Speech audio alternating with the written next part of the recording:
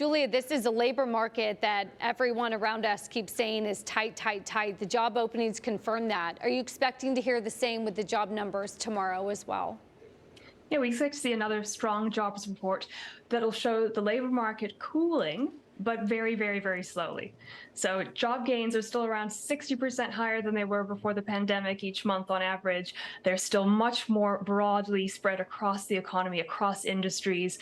We're seeing a really steep cool down in certain industries that are very, very sensitive to interest rate hikes. Finance and insurance, for example, saw job openings fall 40% in the last 2 months. That industry cut 13,000 jobs last month, and we expect to see more cuts going forward. But for the most part, overall, in those aggregate numbers, this job market still looks strong. So go into those sectors that have let people go, finance, as you say, technology. Is it just these are the white-collar workers that can find jobs very swiftly elsewhere? Is that why it's not really bearing out in the numbers? Right. So one, we haven't really seen jobless claims tick up that much. And so part of the issue is that these numbers are sort of offset by the fact that firings and layoffs are very, very low across the economy right now. About 1.3 to 1.4 million workers being laid off or fired each month, down from 1.9 million to 2 million a month before COVID. And so, yes, people are not staying unemployed for very, very long. The median unemployment duration right now is well below what it was before COVID.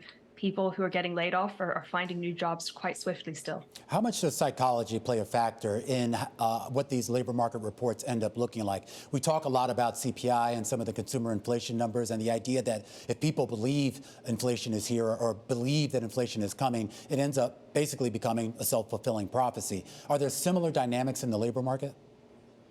Well, what's interesting in the labor market is that both employers and job seekers seem very, very aware of the possible risk of a downturn. And so they actually seem to be taking steps now to buckle up their seatbelts and get ready for a bumpy ride.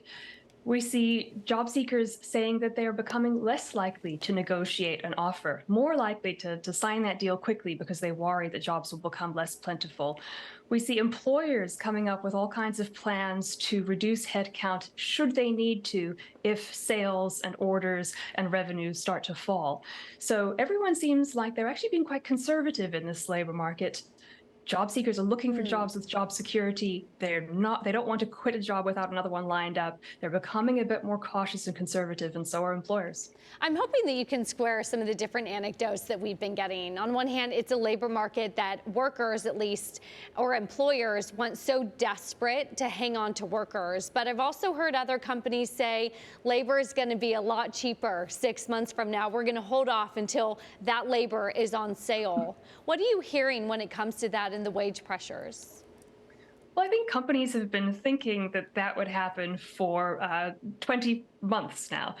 We thought that the COVID summer would cause a wave of job seekers, or the expiration of expanded unemployment benefits, or the return to office date. None of those changes actually resulted in much movement. Labor force supply is highly constrained. It fell permanently due to this pandemic, and it doesn't seem to be recovering very, very quickly. If you look to the north at Canada, the labor force grew over the course of the pandemic. It's growing very rapidly because Canada is adding about 500,000 new residents each year. That would be like the United States adding 5 million new permanent residents a year. That is not something that we are currently undertaking. We are going to be talking about immigration a lot more in a moment, Julia. Just interestingly, there's been all of this talk this week about more onus on employers to be more transparent about pay, certainly here in New York. Is that something that you think is going to be working from an equality perspective? And also, how broad a bandwidth do companies need at this moment if they are worried about a downturn? This is a very, very interesting topic, right? So we have the New York law that just went into effect that requires employers to post pay on job postings. We have a similar law going into effect in California, which will not only require companies to disclose pay on job postings come January 1st next year, but will also require them to report on median and mean pay gaps by gender and race for different roles. So employers are very much wondering what to do and coming up with plans to respond. Their biggest fear right now is that in order to win the war for talent, they have to post high, attractive wages, high ranges.